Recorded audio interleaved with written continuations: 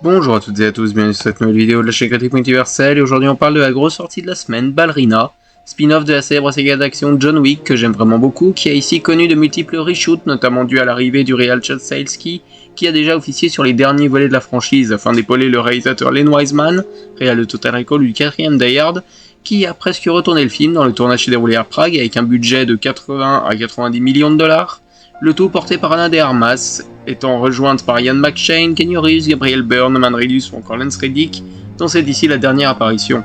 L'histoire suit donc Eve Macaro, danseuse de ballet initiée aux traditions d'assassins des Ruska Roma, qui entreprend de se venger de ceux qui sont responsables de la mort de son père.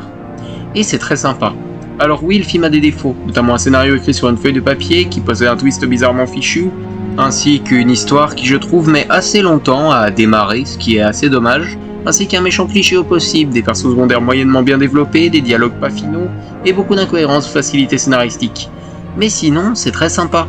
Bien sûr que cela ne vaut pas la saga mère, mais le tout reste plaisant. J'ai beaucoup aimé le personnage principal, campé par une très bonne Ana de Armas, qui arrive à porter tout le film sur ses épaules. Elle est ultra charismatique, mais aussi attachante, arrivant à être aussi badass que vulnérable, et je trouve que pour le coup, le scénario fait quelque chose d'intéressant autour de ce personnage, notamment au niveau de son statut de Kikimura, et elle a une bonne alchimie avec les personnages, notamment John Wick, qu'on a plaisir à revoir sur le grand écran.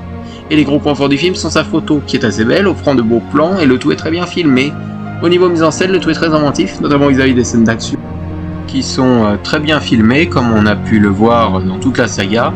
et toujours très bien chorégraphiées, étant pour quelques-unes même assez marquantes. Enfin, j'ai bien aimé l'ajout lors de l'univers vis-à-vis des antagonistes, qui est assez intéressant, même si pour ma part j'en aurais voulu plus. C'est donc la fin de cette critique, merci de votre écoute, et à bientôt sur Critique Multiverselle.